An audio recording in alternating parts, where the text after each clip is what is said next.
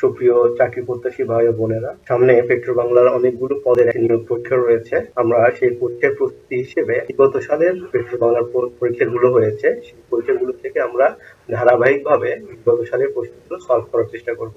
তো আজকে আমরা দেখব 2020 সালের 18ই ডিসেম্বর অনুষ্ঠিত সহকারী পরিচালক পদের টোটাল 100 মার্কের পরীক্ষা। এর ভিতরে 30 মার্ক ছিল হচ্ছে নৈর্ব্যক্তিক প্রশ্ন এবং বাকি 70 মার্ক ছিল হচ্ছে আমাদের লিখিত বা রাইটিং অ্যাবিলিটি টেস্ট।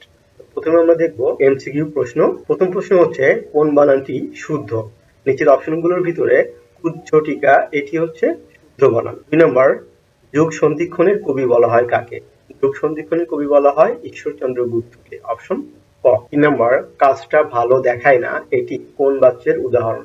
কাজটা ভালো দেখায় না এটি কর্ম কর্তৃবাচ্যের উদাহরণ। কোনো বাক্যে যদি কর্ম নিজেই কর্তার মতো আচরণ করে তখন তাকে কর্ম কর্তৃবাচ্য বলে। এখানে এই বাক্যে কাজটা কর্ম, বাট কাজটাই এখানে কর্তা হিসেবে কাজ করেছে। কাজটা ভালো দেখায় না, এই জন্য এটা মূলত কর্ম কর্তৃবাচ্যের উদাহরণ। 4 নম্বর, নিচের কোনটি তদ্ধিত প্রত্যয়? নিচের অপশনগুলোর ভিতরে সাপা খানা, সাপা প্লাস খানা এটি হচ্ছে তদ্ধিত প্রত্যয়ের উদাহরণ। 5 নম্বর, প্রদীপ নিভে গেল বাক্যটি কোন কালে?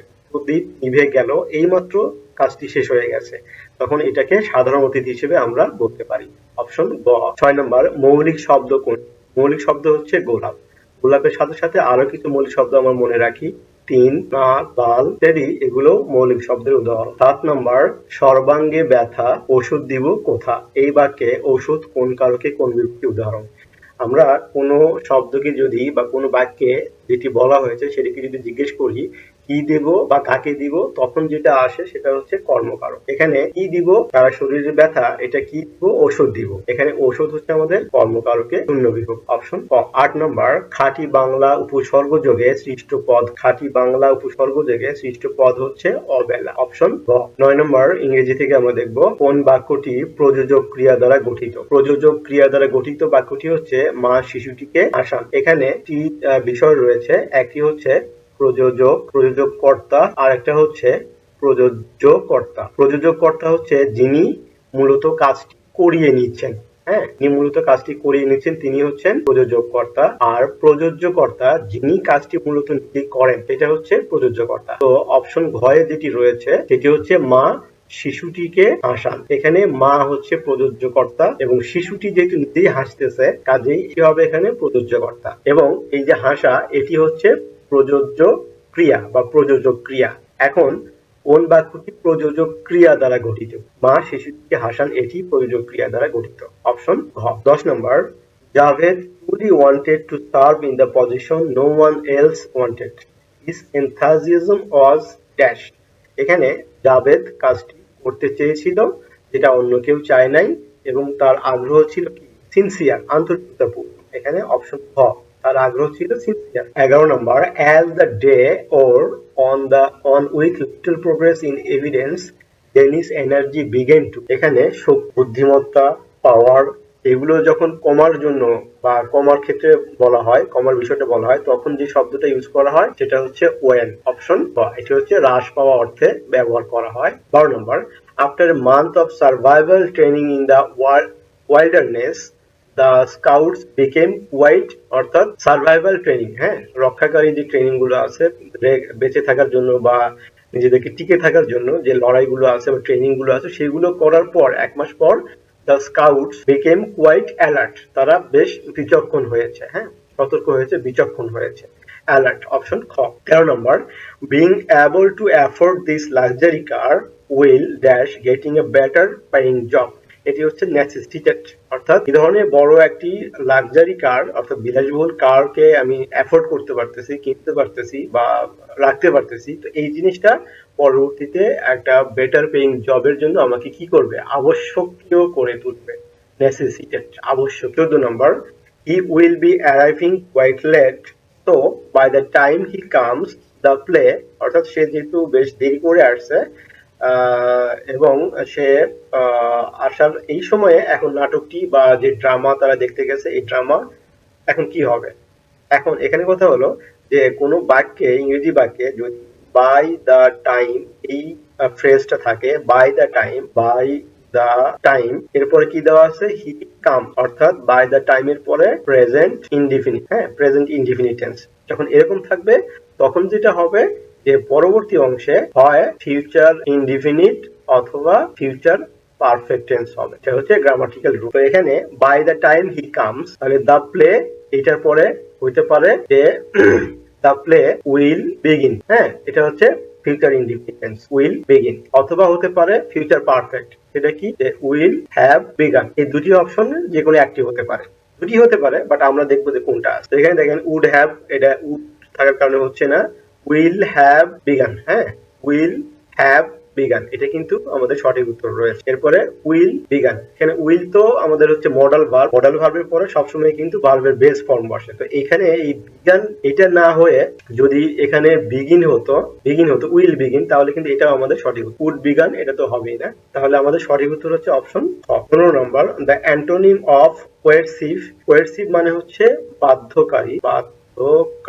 বা দমনমূলক। তো এটার অ্যান্টোনিম শব্দ হচ্ছে জেন্টল, ভদ্র নম্র, এটা হচ্ছে অ্যান্টোনিম শব্দ। 16 নম্বর সিনোনিম অফ আলট্রুইস্টিক, আলট্রুইস্টিক এর সিনোনিম বা সমার্থক শব্দ বের করতে হবে। আলট্রুইস্টিক এর মানে হচ্ছে হিতৈষী ব্যক্তি, তো হিতৈষী ব্যক্তির সিনোনিম, হ্যাঁ সিনোনিম হচ্ছে বেনিভোলেন্ট, বেনিভোলেন্টের অর্থ হচ্ছে দয়ালু, তাহলে এটি সঠিক উত্তর হচ্ছে অপশন ক। 17 নম্বর select the correct spelling of the word, এখানে অপশনগুলোর ভিতরে অ্যাকোয়াইন্টেন্স হচ্ছে আমাদের সঠিক উত্তর, SAINTANS, এটা হচ্ছে আমাদের সঠিক বানানে লিখিত শব্দ। 18 নম্বর প্রশ্ন, কি বলছে, choose the correct pair of words from the following, অর্থাৎ সিম্ফনি এবং কম্পোজার এই দুটির ভিতরে যে সম্পর্ক, সেই রকম সম্পর্কের এখানে আমাকে পেয়ার বের করতে হবে।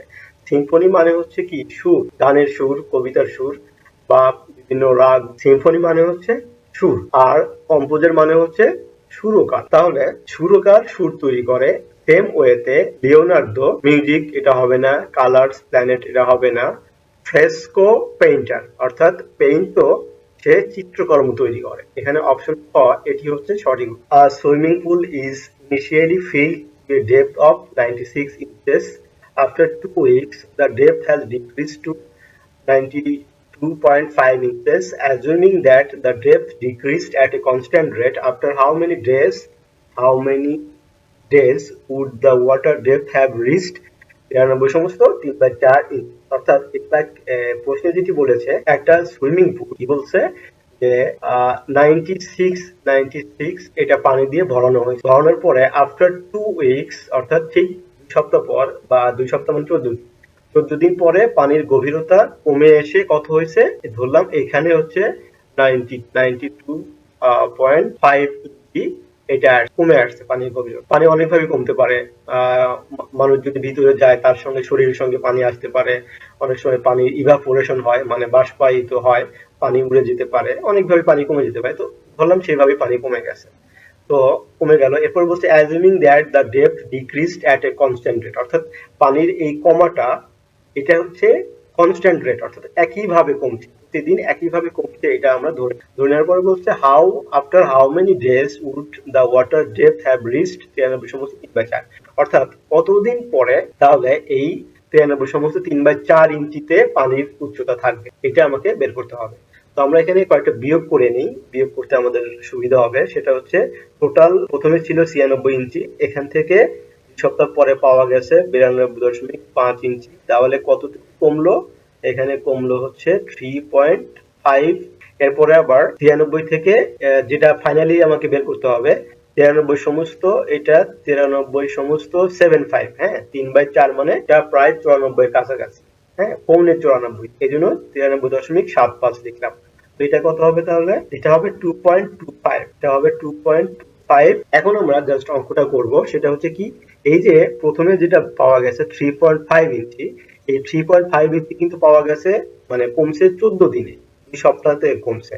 তো আমরা জাস্ট যেহেতু দিনের সংখ্যা বের করতে হবে, আমরা এভাবে করব যে 3.5 inches decrease in 14 days, অতএব 1 inch decrease in 14 ভাগ 3.5 days, অতএব টোটাল ফাইনালি আমাকে বের করতে হবে কত, 2.25 inches decreased in, কি হবে 14 into 0.5 ডিভাইডেড হচ্ছে 3.5 5। তো এটা কাটাকাটি করলে 9 days হয়। অপশন ঘ। 30 নম্বর প্রশ্ন, in the coordinate plane line M passes through the origin and has a slope of 3.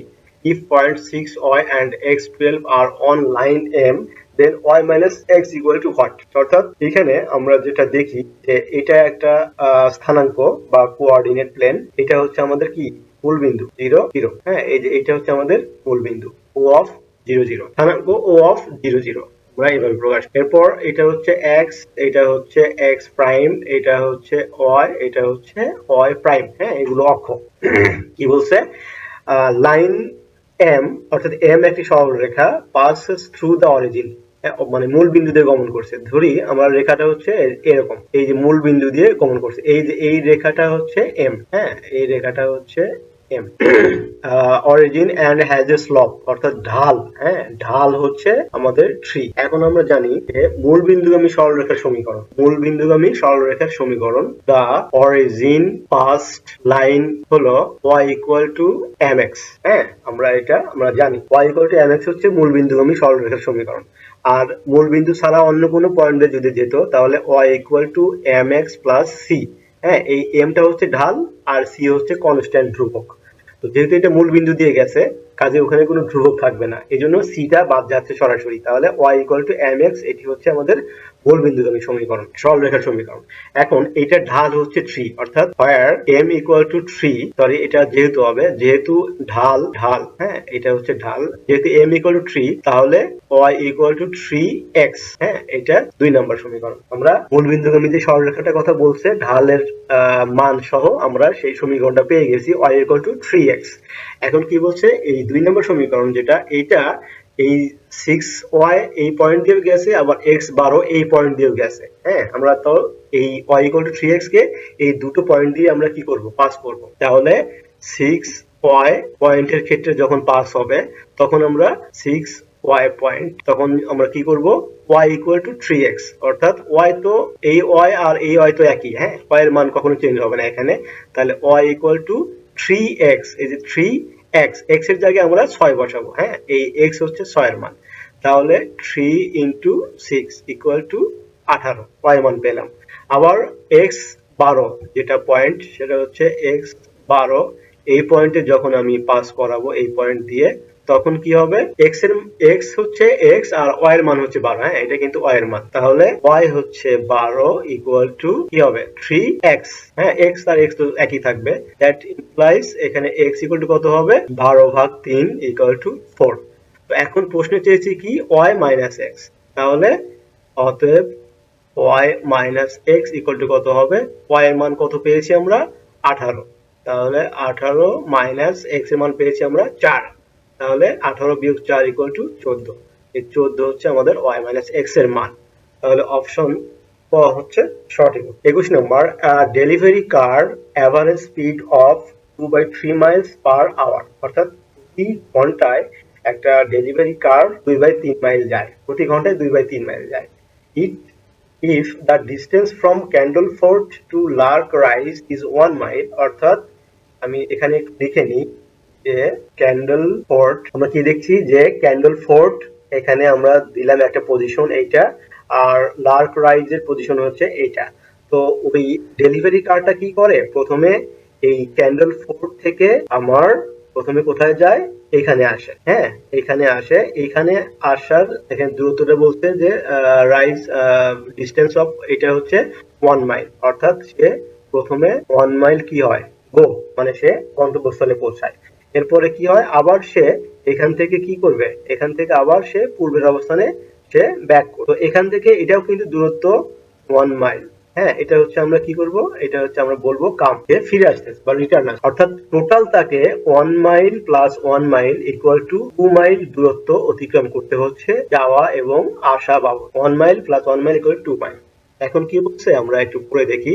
If the distance from Candleford to Lark Rise is 1 mile, অর্থাৎ তাদের মধ্যে দূরত্ব হচ্ছে 1 mile, and the trip back, অর্থাৎ ফিরে আসার এই সময়টা, ট্রিপ ব্যাক টুক হাফ, অর্থাৎ যেতে যে সময় লাগে তার অর্ধেক সময় নিচ্ছে হচ্ছে ফিরে আসতে। অর্থাৎ ক্যান্ডলফোর্ড থেকে লার্ক রাইজে যেতে যদি 2 ঘন্টা সময় লাগে তাহলে লার্ক রাইজ থেকে ক্যান্ডলে ফিরে আসতে তাকে 1 ঘন্টাতেই আসতে পারবে, অর্থাৎ হাফ টাইম সে ফিরে আসতে নিচ্ছে। এরপর কি বলছে, what was the average speed of the delivery car on the way to Lark rise. এখন কি বলছে যে ক্যান্ডল ফোর্ট থেকে লার্ক রাইজে যাইতে তার অ্যাভারেজ স্পিডটা কত, অর্থাৎ যাওয়ার সময়ের অ্যাভারেজ স্পিডটা জানতে চেয়েছে। এই যে আমাদের অঙ্কে একটা মান দেয়া আছে যে প্রতি ঘন্টায় সে 2/3 মাইল যায়, তো আমরা এখানে টোটাল দূরত্ব কিন্তু তাকে 2 ঘন্টা মানে 2 মাইল অতিক্রম করতে হয়, যাওয়ার সময় 1 মাইল, আসার সময় 1 মাইল। ওকে, তো আমরা ঘন্টাটা বের করি আগে, যে কি by 3 miles go in 1 hour. হ্যাঁ, এবারে প্রশ্ন থেকে লিখলাম যে 2/3 miles go in 1 hour, that in অতএব 1 মাইল, ও এটা উল্টে যাবে, তাহলে 3 উপরে যাবে, নিচে 2 আসবে, আওয়ার, অতএব সে যাওয়া এবং আসা বাবদ টোটাল 2 মাইল অতিক্রম করে। হ্যাঁ, অতএব 2 মাইলস যেতে তার কতক্ষণ লাগবে, 3/, হ্যাঁ, তাহলে 2 কেটে যাবে, থাকবে শুধু 3 আওয়ার, অর্থাৎ তার যাওয়া এবং আসা বাবদ টোটাল ঘন্টা সময় লাগে। এখন প্রশ্নে বলছে যে যাইতে যা লাগে ফিরে আসতে তার অর্ধেক সময় লাগে। এখন 3 ঘন্টাকে আমি 3 ভাগ করব, 1 প্লাস 1 প্লাস 1। হ্যাঁ, তাহলে এটাকে আমি এমন ভাবে সাজাচ্ছি যে যাওয়ার সময় লাগে হচ্ছে 2 ঘন্টা, এটা হচ্ছে গো, আর কামের সময় তাহলে এটার অর্ধেক, তাহলে 1 ঘন্টা। এই যে 2 আর 1 কি হয়, 3 ঘন্টা। তো ব্যাপারটা হচ্ছে এই। এখন যাইতে লাগে তার 2 ঘন্টা, ফিরে আসতে লাগে হচ্ছে 1 ঘন্টা। তো প্রশ্নে বলছে যে what was the average speed of the delivery car on the way to Lark rise, অর্থাৎ যাওয়ার সময়, লার্ক রাইজে যাওয়ার সময় তার অ্যাভারেজ স্পিড কত। আমরা জানি কি, এই বাম পাশে লিখি যে স্পিডের সূত্র হলো ডিস্টেন্স ডিভাইডেড টাইম। হ্যাঁ, ডিস্টেন্স ডিভাইডেড টাইম, তাহলে ডিস্টেন্স কত, ডিস্টেন্স হচ্ছে 1 মাইল, আর টাইম লাগে কত, 2 ঘন্টা, 2 আওয়ার, তাহলে কি হচ্ছে এটা হাফ। এই হাফটা হচ্ছে আমাদের যাওয়ার পথের অ্যাভারেজ স্পিড। অপশন ক হচ্ছে আমাদের সঠিক। 22 নম্বর, the average of several exam score is 8, অর্থাৎ কিছু পরীক্ষা নিয়েছে, ওই পরীক্ষাতে প্রাপ্ত স্কোরের অ্যাভারেজ হচ্ছে 80। One makeup exam was given, নতুন করে আরো একটি মেকআপ এক্সাম বা একটা পরীক্ষা নেওয়া হয়েছে। ইনক্লুডেড উইথ দিস, এই মেকআপ এক্সামের স্কোর, নতুন দ্য নিউ অ্যাভারেজ ওয়াজ 84, অর্থাৎ নতুন যে মেকআপ এক্সামটা নেওয়া হলো এটার মাধ্যমে টোটাল অ্যাভারেজ স্কোর এখন দাঁড়ালো হচ্ছে 84। If the score on the makeup exam ওয়াজ 90, পরে আবার বলে দিচ্ছে যে মেকআপ এক্সামের নাম্বারটা ছিল আসলে 92 গিয়ে আগের নাম্বারের সঙ্গে যোগ হওয়ার পরে অ্যাভারেজ করে তারা কত পেয়েছে, নতুন অ্যাভারেজ পেয়েছে 84। পরে প্রশ্ন বলছে how many total exams are given, তাহলে টোটাল কতগুলো পরীক্ষা দেওয়া হয়েছিল। আচ্ছা, আমরা এখানে that number of old exam, মানে পুরাতন যে এক্সাম গুলো নিয়েছিল, আমি যদিও ওল্ড বলতেছি, ওল্ড আসলে ওল্ড না, এটা হচ্ছে আগের যে এক্সাম গুলো নিয়েছিল সেটার কথা বলতেছি। ধরি নাম্বার অফ ওল্ড এক্সাম হচ্ছে x, অতএব নাম্বার অফ প্রেজেন্ট এক্সাম হলো x প্লাস 1, যেহেতু নতুন করে একটা পরীক্ষা নিয়েছে। হ্যাঁ, এখন পরীক্ষার সংখ্যা হচ্ছে x প্লাস 1। ওকে, এখন according to the question according to the question 80 গুণন x। ওকে, 80 হচ্ছে এভারেজ আর পরীক্ষার সংখ্যা ছিল x, তাহলে মানে সমষ্টি আমরা বের করতে পারছি এটা দ্বারা গুণ করে, প্লাস নতুন যে পরীক্ষাটা নিয়েছে, একটা পরীক্ষা নিয়েছে, এটার মার্ক ছিল হচ্ছে 92। ওকে, তো এটা হচ্ছে টোটাল এভারেজ। এই এভারেজটা এখন কার সমান হলো, নতুন যে এভারেজ পাওয়া গেছে 84 বলছে, এই 84 সমান। তাহলে 84 তো এভারেজ, কিন্তু আমরা তো এই পাশে যে বাম পাশে লিখলাম এটা কি, এটা কিন্তু মূলত সমষ্টি, ওই নাম্বারের সমষ্টি। তো আমাকে এই পাশেও করতে হবে, সমষ্টি বের করতে হবে। তাহলে 84টা হচ্ছে আমাদের এভারেজ, আর পরীক্ষার সংখ্যা কতগুলো, আগের ছিল x, পরের আরেকটি যোগ হয়ে x প্লাস 1। এটা হচ্ছে আমাদের অ্যাকর্ডিং টু দ্য কোশ্চেন, বা 80x plus 92 equal to 84x plus 84, বা 92 minus 84 equal to 84x minus 80x। হ্যাঁ, দুটো পরস্পর স্থান বিনিময় করা যায়, তাহলে কোনো চিহ্ন চেঞ্জ হয় না। তো 84x মাইনাস 80x, তার মানে হচ্ছে এটা হলো 4x ইকুয়াল টু 92 থেকে 84 বাদ দিলে কত হবে, 8। অতএব x ইকুয়াল টু কত হবে, 8 ভাগ 4 ইকুয়াল টু 2। অর্থাৎ পূর্বে পরীক্ষা নিয়েছিল 2টি, আর পরে টোটাল পরীক্ষা কিন্তু এখন x প্লাস 1, অর্থাৎ এখানে পূর্বের পরীক্ষা ছিল 2টি প্লাস পরে আরেকটি নিয়েছে মেকআপ এক্সাম, তাহলে টোটাল 3টি পরীক্ষা তারা নিয়েছে। এখানে অপশন ক হচ্ছে সঠিক। 23 নম্বর, h equal to 3a plus 28.6, a pediatrician, একজন শিশু রোগ বিশেষজ্ঞ বা শিশু বিশেষজ্ঞ, ইউজেস দ্য মডেল, এই যে মডেলটা, to estimate the height of a boy, হ্যাঁ, একটা বালকের হাইট কে নির্ধারণ করার জন্য বা ধারণা করার জন্য এই মডেলটা ইউজ করেন বা ইকুয়েশনটা ইউজ করেন ইন ইঞ্চেস, ইঞ্চিতে, in terms of the boy's age in years, অর্থাৎ বাচ্চাদের বা বালকদের বয়সের উপর ভিত্তি করে এই মডেলের মাধ্যমে বা ইকুয়েশনের মাধ্যমে একজন শিশু রোগ বিশেষজ্ঞ বা শিশু বিশেষজ্ঞ তিনি হাইট কে নির্ধারণ করার চেষ্টা করেছিলেন। বা বিটুইন, পরের লাইনে, between the age of 2 and 5, অর্থাৎ 2 থেকে 5 বছরের মধ্যে এই মডেলে what is the estimated increase in inches of a boy's height each year, অর্থাৎ 2 থেকে 5, এই 3 বছরের মধ্যে একটা বালকের বয়সের সাথে সাথে মানে প্রতি বছর কত ইঞ্চি করে হাইট বাড়বে। হ্যাঁ, এটা আমাকে বের করতে হবে, এটাই বের করতে হবে। তাহলে সূত্রটা হচ্ছে বা যে মডেলটা তিনি ফলো করছেন সেটা হচ্ছে h = 3a + 28.6। এখানে এই যে এটা হচ্ছে কি, এটা হচ্ছে ওই ছেলের বয়স, এখানে হচ্ছে এজ বয়স। তাহলে ফর 2 ইয়ার্স মানে যখন 2 বছর বয়স ওই ছেলের বা যে কোনো ছেলের, তখন এই মডেল অনুযায়ী তার হাইট হবে হাইট ইজ কত হবে 3 × 2, অর্থাৎ 2 ইয়ার্স যেহেতু, তাহলে 3 × প্লাস 28.6। এটা হচ্ছে আবার ফর 3 ইয়ার, যেহেতু প্রতি বছরে কত বাড়তে বলছে, আমি 2 বের করব আর 3 বের করব, অথবা 3 বের করব, 4 বের করব, অথবা 4 বের করব, 5 বের করব, এইভাবে আমরা মানে পরপর 2 বছর এটা বের করব। 3 ইয়ার্স এর জন্য কি হবে, হাইট ইজ কত হবে 3 × 3। হ্যাঁ, এই এটার জায়গায় আমরা জাস্ট বছরটা বসাবো, প্লাস 28.6। তাহলে এখন পার্থক্য কত হবে, তাহলে difference of height equal to কত হবে, 3 × 9। হ্যাঁ, 3 × 9 আর হচ্ছে 28, তাহলে 9 আর 8 কত হবে 37। হ্যাঁ, 7.6 মাইনাস এখানে কত হবে 3 × 6, 28 আর 6 34.6। তো বিয়োগ করলে কত বের হবে 3।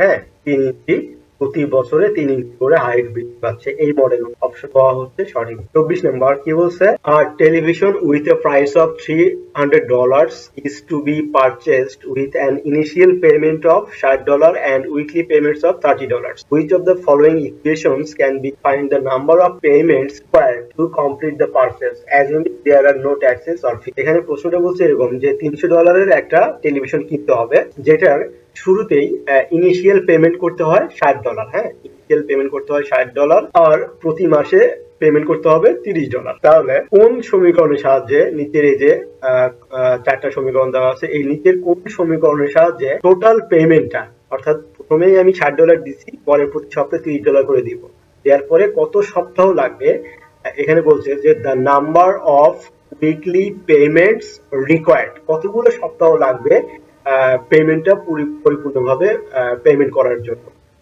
এবং ধরে নিতে হবে যে এখানে কোনো ট্যাক্সেস বা আদার্স কোনো ফিস অ্যাড হবে না, $300 আমাকে পেমেন্ট করতে হবে।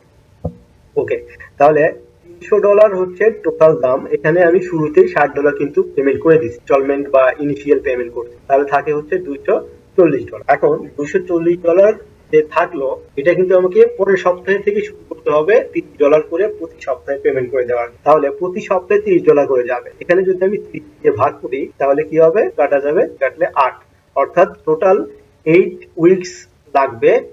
8 উইকস লাগবে হচ্ছে আমাকে এই বাকি $240 পেমেন্ট করার জন্য।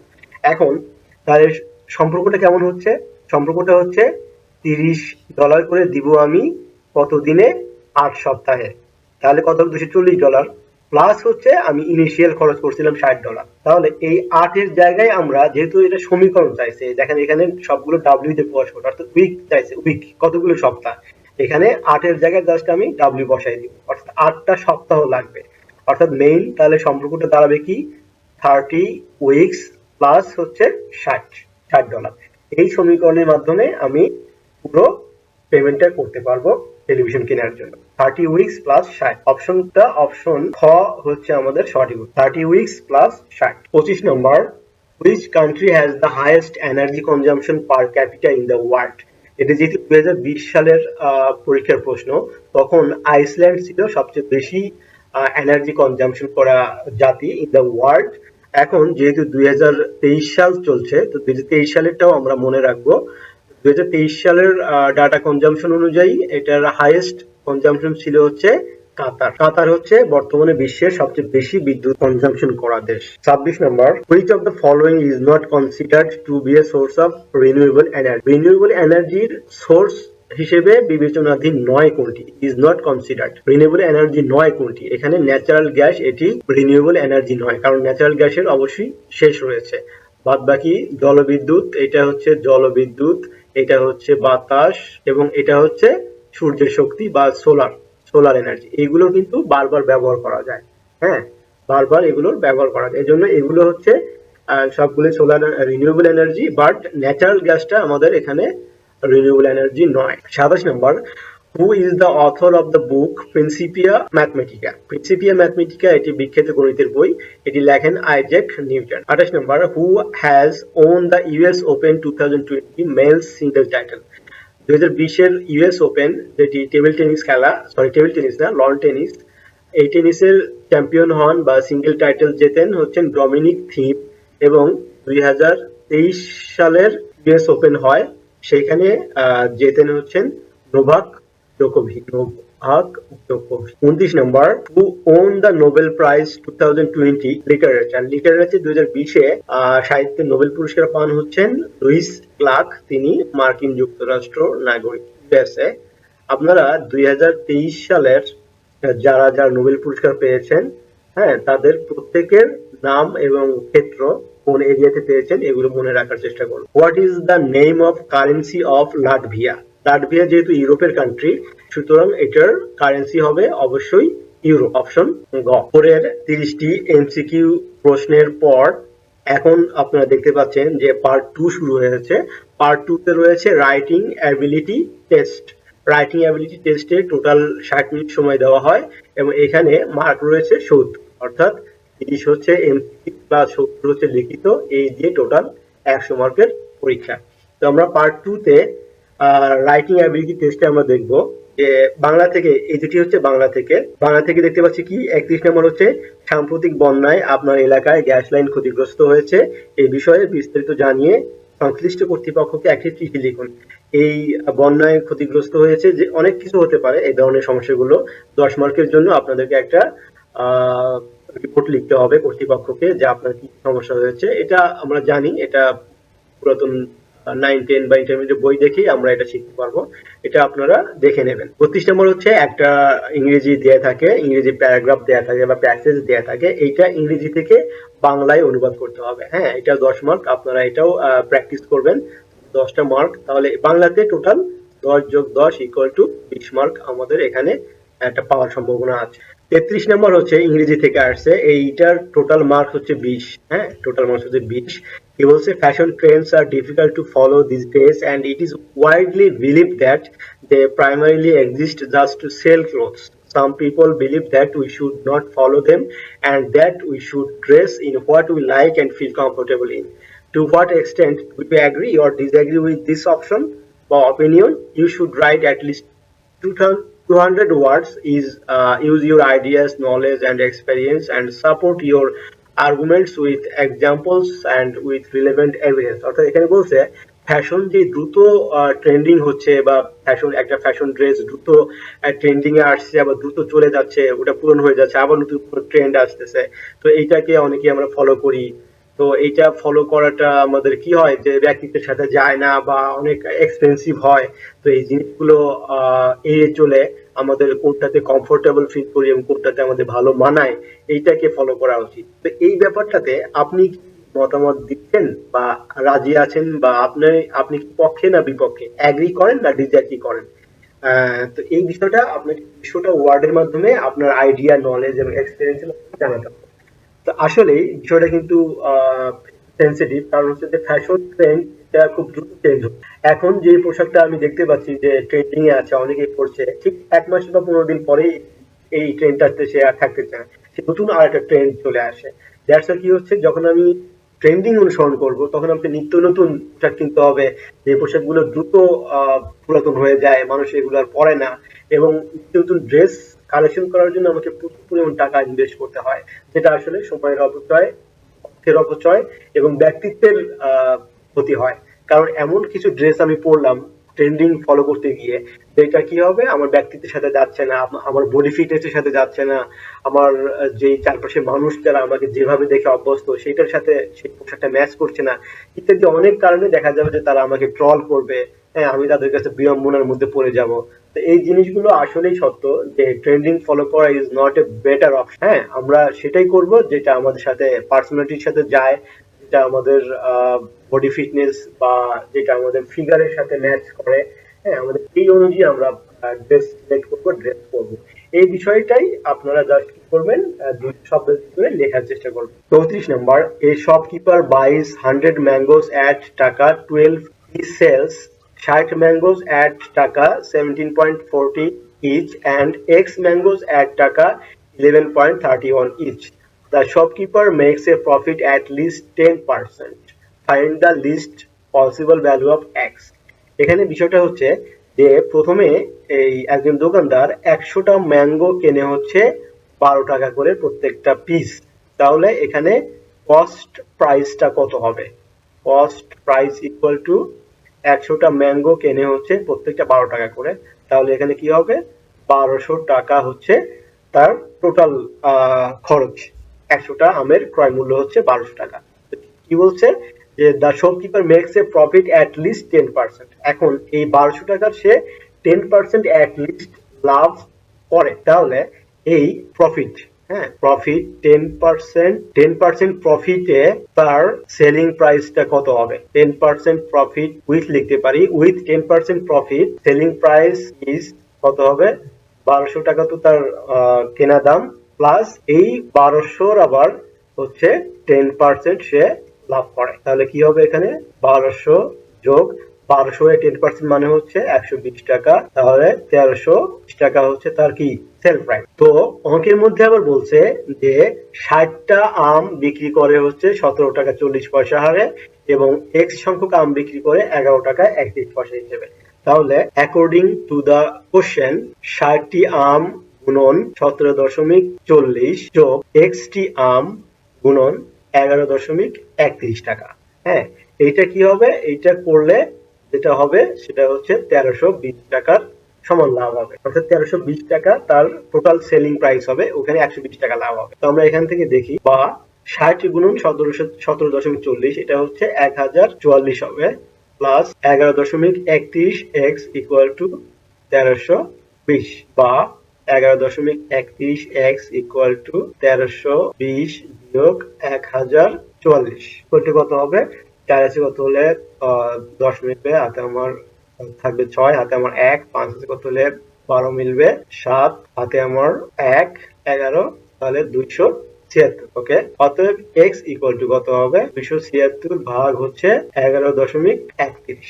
এটা কত হবে? এটা হবে 24.40 টাকা, সরি 24.40, অর্থাৎ x এর যে ভ্যালুটা, এই x এর ভ্যালু হচ্ছে 24.40। এখানে অ্যান্সার হচ্ছে 24.40।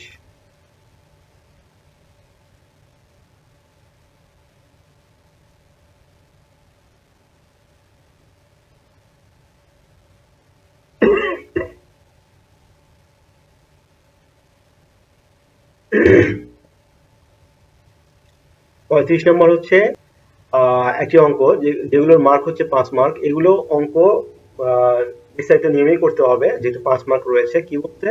এ train has a length of 150 metres. একটা ট্রেনের দৈর্ঘ্য হচ্ছে 150। It is passing a man who is moving at 2 kilometre per hour in the same direction of the train in 3 second. অর্থাৎ ওই 150 মিটার লম্বা ট্রেনটা 2 কিলোমিটার বেগে একজন লোক যেদিকে যাচ্ছে ট্রেনটা ওই দিকে যাচ্ছে, দুজনের বেগ একই দিকে, গতি একই দিকে, হ্যাঁ একই দিকে তারা যাচ্ছে। তো ওই লোকের গতি হচ্ছে 2 কিলোমিটার পার আওয়ার। তো এই লোকে এই ট্রেনটা মাত্র 3 সেকেন্ডে অতিক্রম করে ফেলে। Find out the speed of the train. ট্রেনের গতিবেগটা আমাকে বের করতে হবে। এখানে আমরা দেখে নিব যে লোকটা কিন্তু 2 কিলোমিটার পার আওয়ার, অর্থাৎ প্রতি ঘন্টায় লোকটা 2 কিলোমিটার বেগে যাবে বা যাচ্ছে। তার মানে প্রতি সেকেন্ডে কিন্তু ওই লোকেরও কিন্তু একটা মুভমেন্ট হচ্ছে। সে অল্প যাবে, বাট প্রতি সেকেন্ডে কিন্তু সে তার আগের জায়গা থেকে একটু সামনে যাবে। প্রতি সেকেন্ডে তার কিন্তু এইভাবে সামনে মুভ। তাহলে ওই লোকের সাপেক্ষে এই ট্রেনের গতিবেগ কত আমরা বের করব। এরপরে ট্রেনের অরিজিনাল বা অ্যাকচুয়াল গতিবেগটা আমরা বের করব। তাহলে আমরা প্রথমে শুরু করি। Answer, the speed of train relative to man, অর্থাৎ ওই লোকের সাপেক্ষে ট্রেনের স্পিডটা কত? ট্রেনের স্পিডটা হচ্ছে, আমরা কি জানি, স্পিড বের করার নিয়ম হচ্ছে ডিস্টেন্স ভাগ হচ্ছে টাইম। তাহলে 150 মিটার দূরত্ব কিন্তু টোটাল পার হতে হবে। একটা ট্রেনের দৈর্ঘ্য 150 মিটার। এই ট্রেনটার একদম পিছনের সাইডের যেই পার্টটা ট্রেনের, এইটা যদি ওই লোককে পার হয় তখনই বলা হবে যে ট্রেনটা ওই লোকটাকে পার করে ফেলছে। অর্থাৎ ট্রেনের আগে 100 মিটার যেতে হবে। হ্যাঁ, গেলে এটা হচ্ছে আমার ডিস্টেন্স। তাহলে কত সেকেন্ডে যায়? 3 সেকেন্ডে। এখন এটা তো কি মিটার পার সেকেন্ড, আমরা এটাকে কি করব? Kilometre per hour. এখানে আমাদের যে একক দেওয়া আছে কিলোমিটার পার আওয়ার, এটাতে আমরা নিয়ে যাব কনভার্ট করে। তাহলে কি করতে হবে? এটা 150 ভাগ হচ্ছে 1000, 1000 দিয়ে ভাগ করলে মিটারটা কিলোমিটারে যাবে। আর 3 সেকেন্ড আছে, 3 সেকেন্ডে ঘন্টায় নেওয়ার জন্য কি করতে হবে? 3600 সেকেন্ড দিয়ে ভাগ করতে হবে। তাহলে এটা কি হবে? 150 ডিভাইডেড 1000 গুণন করে হচ্ছে 3600, কে হবে 3। হ্যাঁ, এটা উল্টে যায়। তাহলে এই আর এই কাটা, এই শূন্য আর এই শূন্য কাটা, এরপরে 15কে কাটলে 3 5 15। হ্যাঁ, এরপরে 536 গুণ করলে কত হবে? 180 কিলোমিটার পার আওয়ার। এটা হচ্ছে ট্রেনের গতি ওই লোকের সাপেক্ষে। কারণ লোকের সাপেক্ষে কেন বের করবো? কারণ লোকও কিন্তু একটা গতিতে যাচ্ছে। Let the speed of the train is x kilometre per hour. অর্থাৎ আমরা তো অ্যাকচুয়াল ট্রেনের গতিটা জানি না, সে কত বেগে যাবে। আমরা প্রথমে যদি 180 পেলাম, এটা হচ্ছে ওই লোকের সাপেক্ষে গতি, লোকও যায় ট্রেনও যায়, সেই হিসেবে এটা 180 কিলোমিটার হচ্ছে তার আপেক্ষিক গতি। এখন ধরে নিলাম যে the speed of the train is x kilometre per hour. এখন x কিলোমিটার হচ্ছে ট্রেনের গতি, এখান থেকে ওই লোকের গতি হচ্ছে মানে x কিলোমিটার পার আওয়ার, অর্থাৎ ট্রেনের গতি হচ্ছে ঘন্টায় x কিলোমিটার, সেখান থেকে লোকের গতি আমি 2 কিলোমিটার বাদ দিব। অতএব train speed relative to man is x minus 2। হ্যাঁ, x minus 2 kilometre per hour. অর্থাৎ ওই লোকের সাপেক্ষে এখন ট্রেনের স্পিড অ্যাকচুয়াল বেগ থেকে কেমন হবে? অ্যাকচুয়াল বেগ থেকে 2 কমে যাবে, কারণ ওই 2টা তো হচ্ছে, সে লোকটাও কিন্তু 1 ঘন্টায় 2 কিলোমিটার যায়। ট্রেন 1 ঘন্টায় যায় হচ্ছে x কিলোমিটার, আর ওই লোক 1 ঘন্টায় যায় 2। তাহলে ওই লোকেরটা বাদ দিয়ে দিব। তাহলে এটা হচ্ছে অ্যাকচুয়াল। এখন আমরা কি জানি? a t q, মানে according to the question x minus 2 equal two কত হবে? 180 এর সমান। অতএব x ইকুয়াল টু 180 যোগ 2 equal to 182 kilometre per hour. হ্যাঁ, 182 কিলোমিটার পার আওয়ার। এটা হচ্ছে আমাদের কি? ট্রেনের গতি। রাইটিং অ্যাবিলিটি টেস্টের ভিতরে জেনারেল নলেজ বা সাধারণ জ্ঞান থেকে 4টি প্রশ্ন থাকে, প্রতিটি প্রশ্নে 5 মার্ক করে 20 মার্ক থাকে। তো 36 নম্বর যে প্রশ্নটি রয়েছে এটাতে 5 মার্ক রয়েছে। প্রশ্নটা হচ্ছে যে হোয়ার and when the deep sea port of Bangladesh will be constructed, অর্থাৎ বাংলাদেশে যেই গভীর সমুদ্র বন্দর তৈরি হচ্ছে সেটি কোথায় এবং কখন নির্মিত হবে, এটা জানতে চেয়েছে। তাহলে এটাকে 40 থেকে 50টি ওয়ার্ডের মাধ্যমে লিখতে হবে। তো আমরা এটা লিখতে পারি এভাবে যে মাতারবাড়ি পোর্ট, এখানে যেহেতু 5 মার্ক একটু বাড়িয়ে লিখতে হবে। Matarbari port is the deepest, হ্যাঁ, deepest sea port in Bangladesh. It is situated at Matarbari in Maheshkhali upazila of Cox's Bazar district. এরপরে লিখতে হবে কি? যে এটা 2026 সালের মধ্যে এটার কনস্ট্রাকশন কাজের প্রথম ফেজে একটা আছে হচ্ছে 300 মিটার টার্মিনাল, আর আরেকটা হচ্ছে 460, হ্যাঁ, 460 মিটার কন্টেইনার টার্মিনাল নির্মাণ হবে 2026 সালের মধ্যে। জাস্ট এই কথাগুলো একটু সাজিয়ে লিখলেই আপনারা এখানে নাম্বার তুলতে পারবেন। 36 নম্বর হচ্ছে when and where the next summer Olympic will be held. এখানে নেক্সট 2020 সালের যেহেতু প্রশ্ন, এটি 2020 সালে সামার অলিম্পিক হয়েছিল হচ্ছে জাপানে। হ্যাঁ, জাপান অলিম্পিক বলা হয় বা সামার 2020 বলা হয়। তো এটা হচ্ছে জাপানে হয়েছিল এবং 2020 সালে হয়েছিল। এটা আপনারা 2024 সালে যে অলিম্পিকটা 24-25 সালে যে অলিম্পিকটা হতে যাচ্ছে, যেটি আমাদের হবে হচ্ছে ফ্রান্সে। তো ফ্রান্সের এই অলিম্পিক সম্পর্কে আপনারা 40-50টা ওয়ার্ডের ভিতরে আপনারা একটা প্রিপারেশন নিয়ে রাখবেন। 38 নম্বর হচ্ছে how many goals are there in SDG, mention any 3 of the goals. SDG মানে হচ্ছে sustainable development goal. Sustainable development goal সম্পর্কে এখানে আপনাকে দুইটা কথা বলতে হবে, এরপরে কতগুলো গোল আছে? 17টা গোল আছে। এরপর 3টা গোলের নাম উল্লেখ করতে হবে। আপনি বলবেন এভাবে যে SDG or Sustainable Development Goal is the set of goals that is needed to sustain our world for safer or make our world sustainable, more sustainable. There are 17 interlinked goals the SDG. There are তিনটা এরপরে 3টা গোল আপনারা এখানে উল্লেখ করে দিবেন। 1 নম্বরে লিখবেন যে নো পভার্টি, 2 নম্বরে লিখবেন ক্লিন ওয়াটার অ্যান্ড স্যানিটেশন, আর 3 নম্বরে লিখবেন decent work with economic growth. এই 3টি SDG আপনার মনে রাখবেন, পারলে আরো 2টি মনে রাখবেন, যদি 5টি চাই আপনার 5টিও দিতে পারবেন। 39 নম্বর যেই জেনারেল নলেজটি রয়েছে এটি হচ্ছে যে when corona antiviral drugs may be available from different sources. এটি 2020 সালের পরীক্ষা, সুতরাং এখানে করোনার সময় ছিল, তখন করোনার সময়ে অ্যান্টিভাইরাল ড্রাগস অর্থাৎ করোনার যে অ্যান্টি ভ্যাকসিন গুলো, এই ভ্যাকসিন গুলো বা অ্যান্টি করোনা বা ভ্যাকসিন যেগুলো আছে এই ভ্যাকসিন গুলো কখন when এগুলো অ্যাভেলেবল হবে, এটা WHO ওয়ার্ল্ড হেলথ অর্গানাইজেশন বলেছিল যে 2021 এর দিকে এই অ্যান্টিভাইরাল ড্রাগস গুলো may be available from different sources. Just এই কথাটা লিখে দিলেই তখন হতো। আপনারা এটার পরবর্তীতে এটা নিয়ে যদি আরো বিস্তারিত দেখতে চান আপনারা একটু দেখতে পারেন। এরকম আরো বিভিন্ন ছোট ছোট যে টপিকস গুলো রয়েছে এই টপিকস গুলো থেকে আপনারা প্রিপারেশন নিয়ে রাখবেন। অল্প 40 থেকে 50টা ওয়ার্ডে আপনার বিষয়টাকে ছোট্ট আকারে ব্যাখ্যা করে দিতে হবে। তাহলে আমরা আশা করি যে এই যে 20 মার্ক রয়েছে জেনারেল সায়েন্স থেকে, এখানে মিনিমাম 15 এটা পাওয়া যাবে। সবাইকে ধন্যবাদ ভিডিওটি দেখার জন্য। আর আমাদের চ্যানেলে যদি নতুন হয়ে থাকেন তাহলে অবশ্যই চ্যানেলটি সাবস্ক্রাইব করবেন। ভিডিওটি কেমন লেগেছে এটি অবশ্যই জানাবেন। পরবর্তী ভিডিওর জন্য, পরবর্তী পেট্রো বাংলার নতুন আরেকটি ভিডিওর জন্য আমাদের এই পেজে লাইক এবং কমেন্ট করে পাশে থাকুন।